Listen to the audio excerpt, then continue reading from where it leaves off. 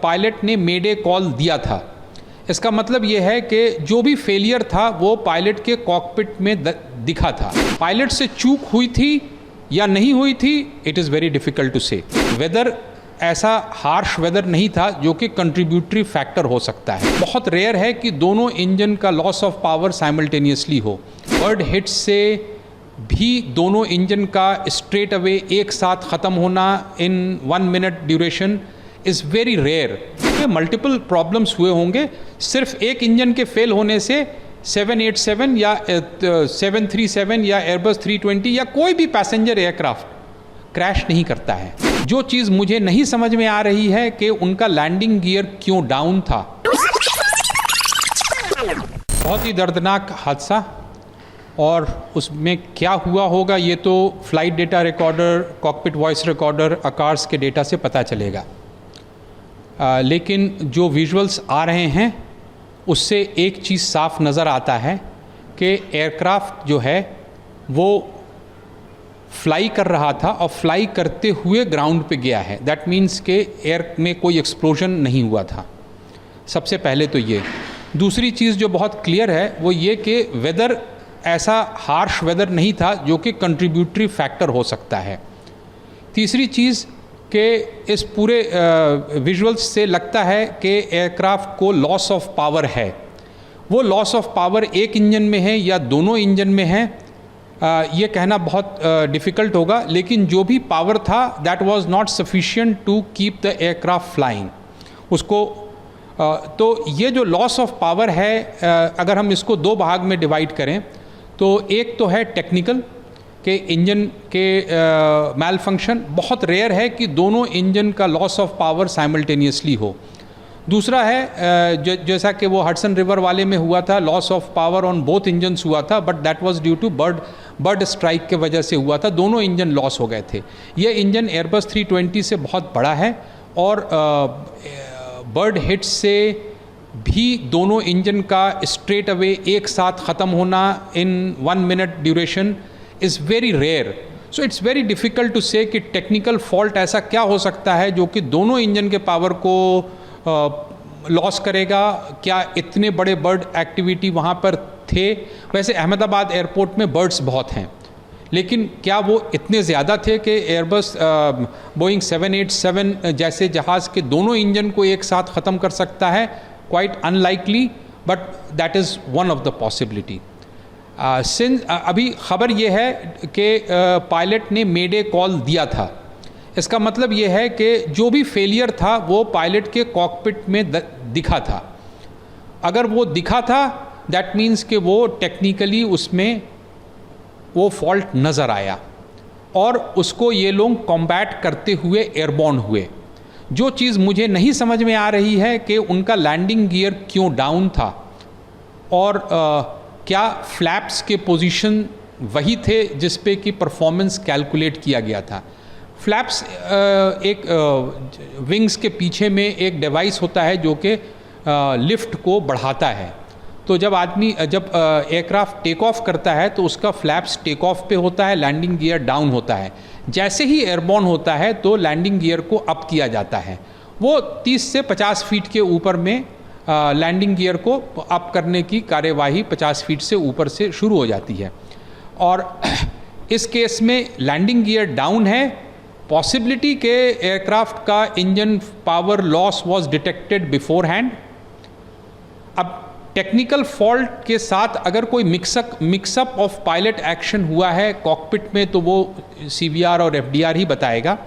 लेकिन विजिबली जो नज़र आ रहा है, पायलट इन कमांड जो कंट्रोल पे थे वो एयरक्राफ्ट के नोज़ को पिच कर रहा है ऊपर की तरफ to control the flight from descending और continue climbing.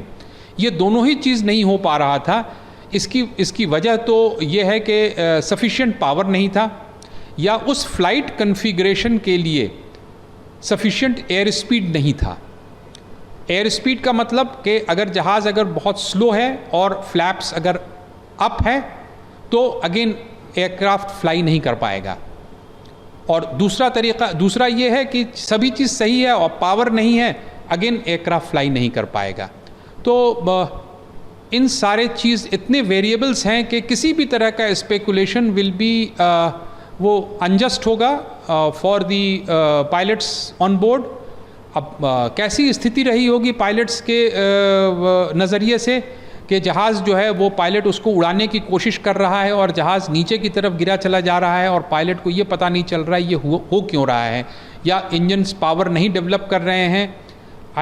It is a very बहुत ही डिफ़िकल्ट सिनेरियो है इस चीज़ को गेस करना, ठीक है। लेकिन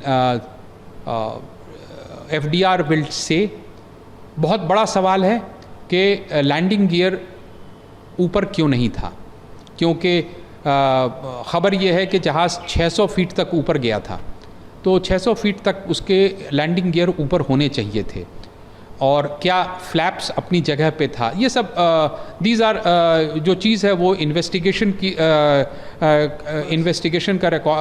की चीज़ है और किसी को भी स्पेकुलेट करने का हक़ नहीं है। मैं ये बोल रहा हूँ कि वेदर, हॉट टेम्परेचर, रनवे, ये सारा चीज़ परफॉर्मेंस एयरक्राफ्ट के इंजन पावर और कन्फिग्रेशन पे डिपेंड करता है। इंजन पावर टेक्निकली ख़राब हो सकता है, इंजन पावर बर्ड हिट की वजह से भी जा सकता है, और एयरक्राफ्ट का कन्फिग्रेशन पायलट के हाथ में होता है। क्या एक प्रॉब्लम था या मल्टीपल प्रॉब्लम था, अभी कोई कुछ नहीं कहा जा सकता। फ्लाइट ड्यूरेशन के हिसाब से फ्यूल कैलकुलेट करके फ्यूल ऑन बोर्ड लिया जाता है, और फ्यूल इतने 8-9 घंटे की फ़्लाइट के लिए 80-90 टन फ्यूल जो लिया जाएगा, उसके ये जहाज़ उसके लिए फुल्ली कैपेबल है। सिंगल इंजन एयरक्राफ्ट पे भी टेक ऑफ करने के लिए कैपेबल है। यहाँ पे मल्टीपल प्रॉब्लम्स हुए होंगे, सिर्फ एक इंजन के फेल होने से 787 या 737 या एयरबस 320 या कोई भी पैसेंजर एयरक्राफ्ट क्रैश नहीं करता है। सो इट इज़ ये फ्यूल ऑब्वियसली जाहिर है, इतना डिस्टेंस है तो फ्यूल ज़्यादा लिया गया होगा, और फ्यूल ज़्यादा नहीं रिक्वायर्ड होता है ज़्यादा, तो उसी के हिसाब से लिया गया है। ग्राउंड से कोई असिस्टेंस नहीं मिल सकता था, एक्सेप्ट कि ग्राउंड फोरवार्न कर सकता था। अगर जो बर्ड हिट का केस है, ये ग्राउंड्स में ऑब्जर्वर्स होते हैं, वो बोलते हैं कि आप अभी टेक ऑफ नहीं करें, अभी बर्ड्स हैं टेक ऑफ पाथ पे। अगर उसके अलावा ग्राउंड कोई असिस्टेंस नहीं दे सकता था, ये बात तो बिल्कुल क्लियर है। दूसरी चीज़, पायलट से चूक हुई थी या नहीं हुई थी, it is very difficult to say, and it will be wrong to say at this part at this time. Number 3, power failure था या एयरक्राफ्ट कन्फिग्रेशन मिसमैच था, very difficult to say, FDR बोल सकता है। डेफिनेटली वेदर कंट्रीब्यूटरी फैक्टर नहीं था। हाँ, hot temperature होने के वजह से परफॉर्मेंस थोड़ा डिग्रेड होता है, but they all cater for it. It is not, ये ऐसी चीज़ नहीं है जिसके वजह से एक्सीडेंट हो जाता है। तो ना फ्यूल, ना एयरक्राफ्ट, ना टेक्नोलॉजी, एवरीथिंग इज़ गुड। ये वेदर भी सही था, तो काफ़ी बैफलिंग है कि लॉस ऑफ पावर था and aircraft, why aircraft was not able to maintain a climbing path. मेरे याद से इससे बड़ी दुर्घटना ऑन टेक ऑफ लेग और कोई दूसरा तो है नहीं, और एयरबस ये बोइंग 787 के लिए भी ये सबसे बड़ी दुर्घटना है, और ऑब्वियसली ये टेक ऑफ के बाद हुआ है, तो ज़मीन पर भी बहुत सारे लोगों का जान माल गया है। तो मेरे हिसाब से इससे दुखद और इससे बड़ी घटना लास्ट डिकेड में तो नज़र नहीं आती है। इन्वेस्टिगेशन सारे एंगल्स को देखेगा, लेकिन जो विजुअल्स आप हमें दिखा रहे हैं उसमें किसी भी तरह का इस तरह का बैटरी एक्सप्लोजन वगैरह कोई चीज़ नज़र नहीं आता है, और उससे एयरक्राफ्ट के पावर लॉस से कोई सरोकार नहीं है। एक तो ये टेक्नोलॉजिकली एयरक्राफ्ट बहुत प्रोवन है, पायलट्स ट्रेंड हैं, लेकिन उसके बावजूद पार्ट ऑफ द गेम है कि इस पर्टिकुलर एविएशन में कुछ चीज़ें होती हैं जो कि ह्यूमैनिटी पहली बार देखता है, और फिर उसके बचाव में चीज़ें की जाती हैं। लेकिन यहाँ पे ये है कि पायलट ने मेडे कॉल दिया था पहले, और उसके बाद फ्लाइट जो है कंटिन्यू टू डिटोरिएट।